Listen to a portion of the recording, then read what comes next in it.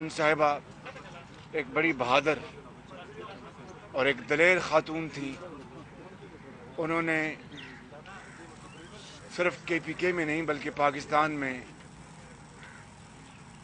सियासी जदोजहद में और बेखौफी के साथ, जुर्रत और दिलेरी के साथ उन्होंने सियासी अमल को बढ़ाया। जब उनके खामिंद जनाब वली खान साहब हिरासत में लिए गए, जो कि ख़ुद बड़े एक बासूल और बड़ी पुख्ता सियासी सोच रखने वाले इंसान थे,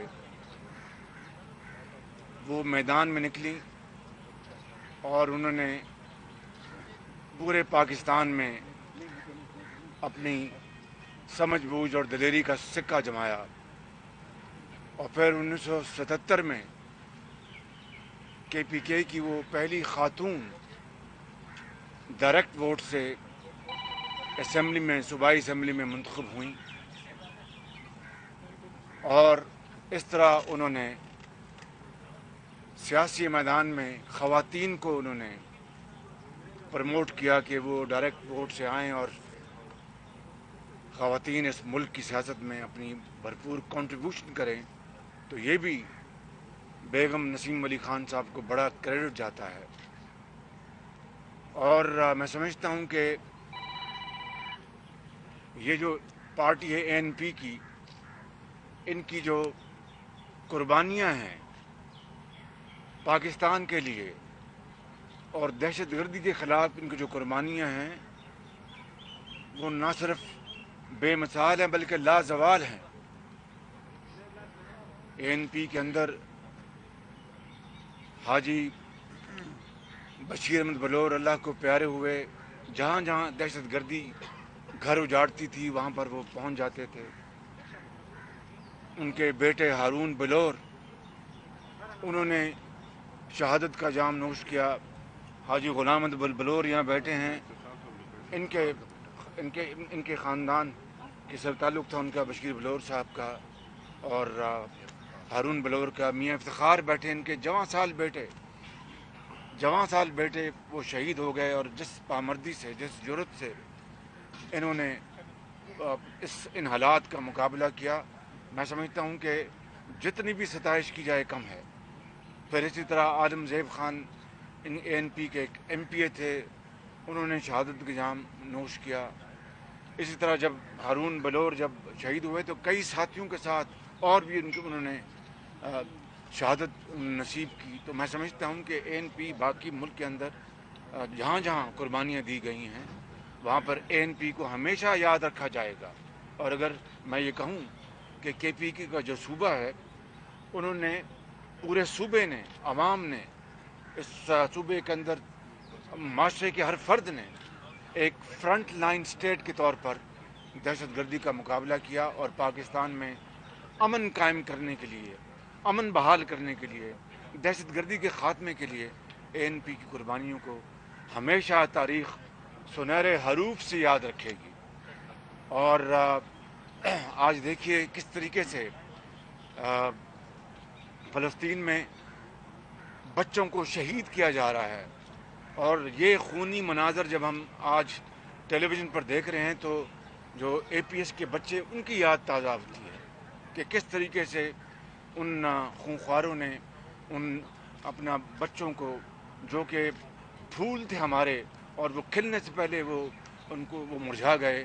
मैं समझता हूँ कि APS का वाक़या हमेशा तारीख़ में याद रखा जाएगा कि जिस तरह उन बच्चों को शहीद किया गया। और फ़लस्तीन के जो मनाज़र आप देखते हैं, इन कोई फ़र्क नहीं है। तो मैं समझता हूँ कि ये जो कुर्बानियों की एक लाजवाल दास्तान है और ये जो पॉलिटिकल एफर्ट है, मैं खान वली खान साहब मरहूम, अल्लाह उनको जन्नत नसीब करे, मेरा उनसे भी उनसे बड़े करीब से देखने का मौका मिला। वो यकीनन एक बहुत ही अजीज़ शऊर, वो सियासतदान थे, मुदब्बर इंसान थे और बाअसूल इंसान थे। मैं समझता हूँ कि आज बेगम नसीम वली खान साहिबा का इस दुनिया से चले जाना, ये तो अल्लाह ताला की मर्ज़ी है और उसकी मर्ज़ी के आगे हम सब सर झुकाते हैं।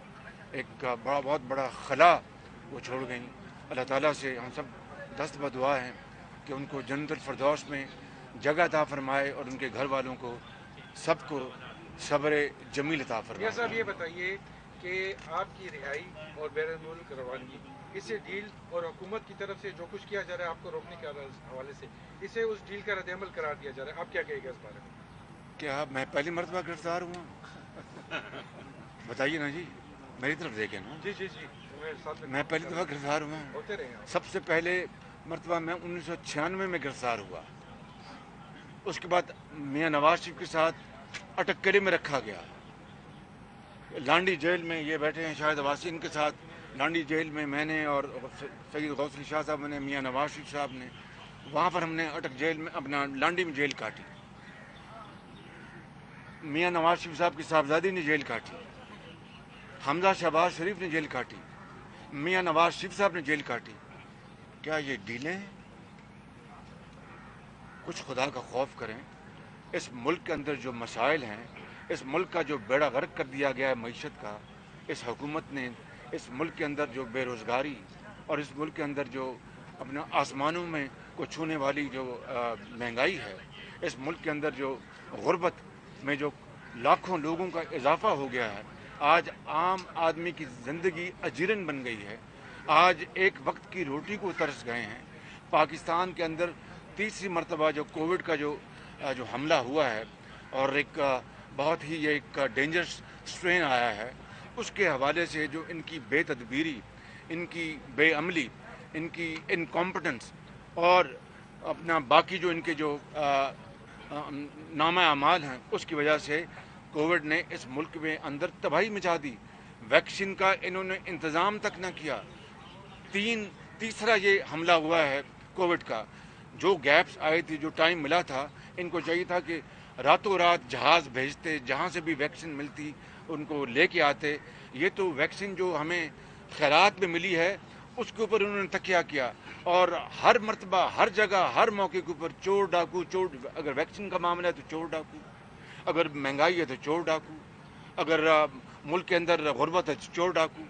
یہ 3 سال چور ڈاکو کرتے ہوئے ملک کہاں پہنچ گیا ہے. آج ہم ویکسینیشن کے حوالے سے بنگلہ دیش سے بھی پیچھے ہیں اور خطے کے بعض ممالک ان سے بھی پیچھے ہیں. اگر نواز شریف کی حکومت ہوتی اس ملک کے اندر، تو جس طرح نواز شریف کی قیادت میں جس طرح ڈینگی کا مقابلہ کیا گیا تھا، ڈینگی کا، اور اس وقت انہوں نے کہا تھا ڈینگی برادران، یعنی مذاق، یعنی قوم کا، یعنی ایک سنگین مذاق تھا قوم کے ساتھ.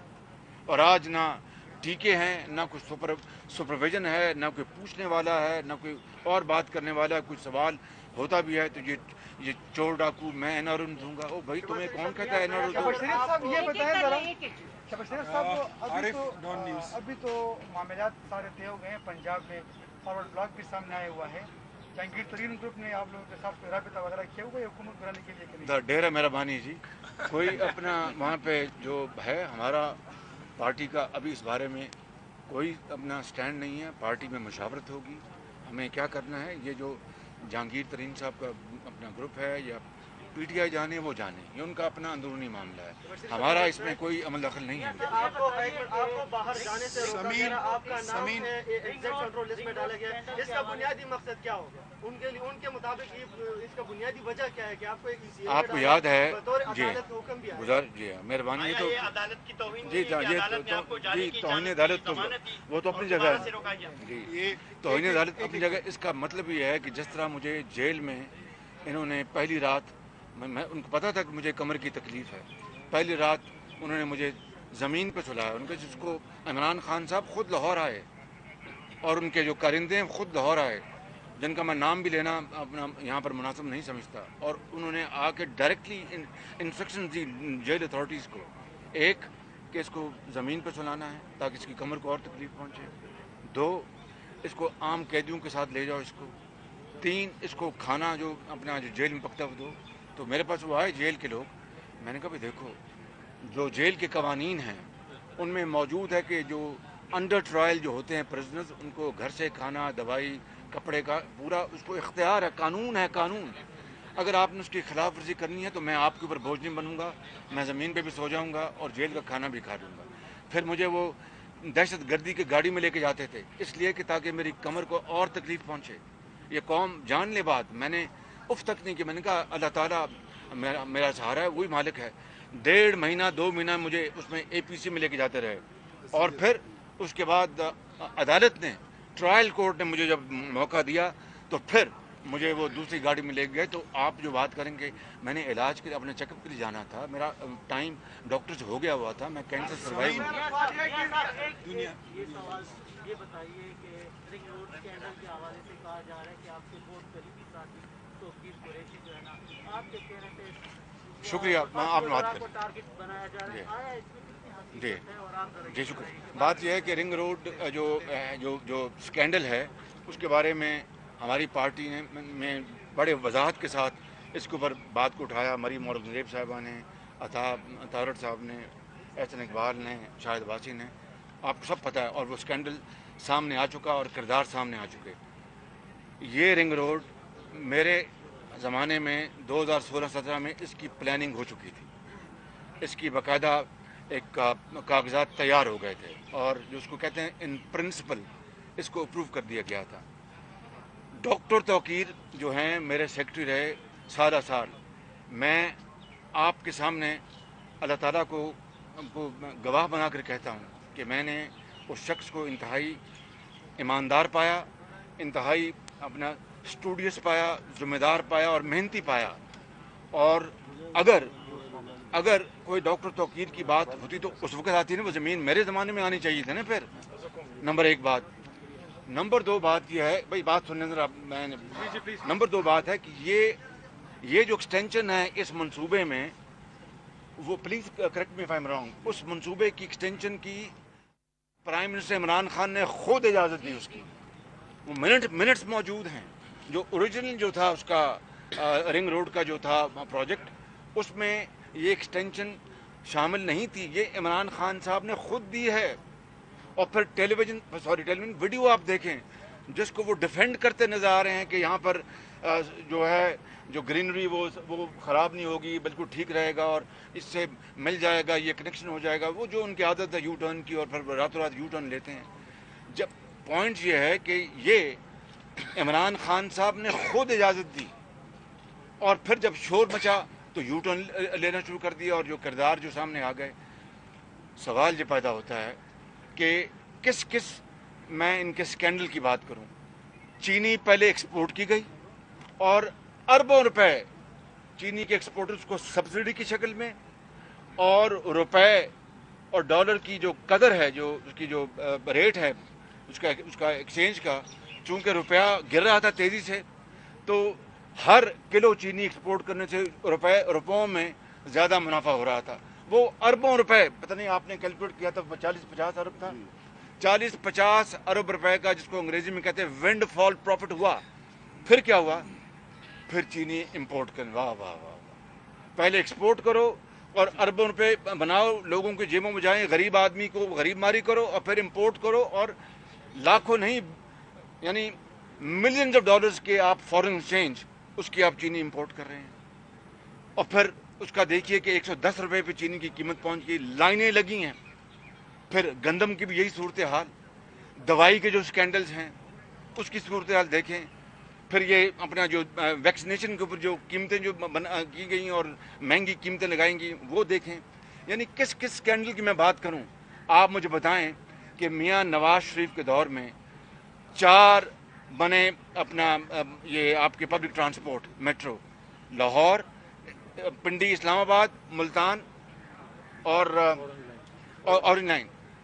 क्या एक धेले की कोई करप्शन को साबित कर सका? 3 साल अभी तक इमरान खान को कोविड का या गुर्बत का या महंगाई का कोई उसका एहसास नहीं। अभी भी फाइलें मेरे खिलाफ ही देख रहा होगा, मियां नवाज शरीफ के खिलाफ ही देख रहा हो कि और चीज़ मैं इनके खिलाफ निकालूं। एक धेले की करप्शन साबित नहीं हो सकी।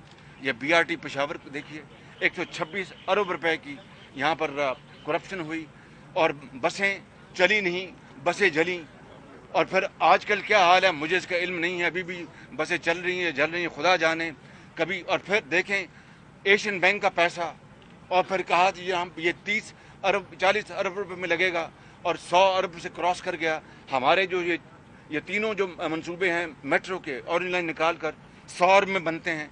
75 किलोमीटर उनकी मुसाफत है, इसकी 26 किलोमीटर मुसाफत है।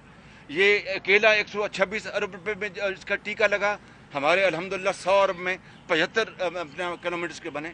तो ये नवाज शरीफ की क़यादत। फिर आप देखें कि कंसेंसस के साथ सी पैक को चलाया, कंसेंसस के साथ गवादर पोर्ट, इधर नॉर्दर्न एरियाज़ में और जो मोटरवेज बनी, ये कोई मामूली काम है। फिर बिजली के मंसूबे, कितनी ढड़ाई के साथ झूठ बोलते हैं कि महंगे बिजली के मंसूबे।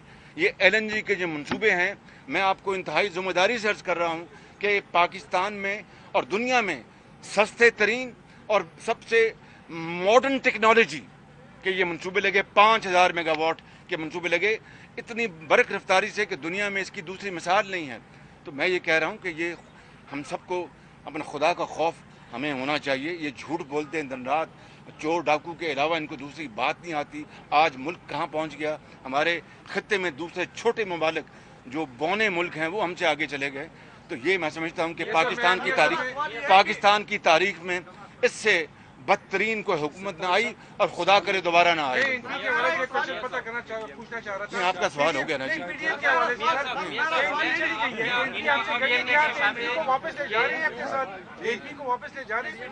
जी मैं तो आया हूँ आज फातेह के लिए। हमारे ये बहुत मेहरबान दोस्त हैं।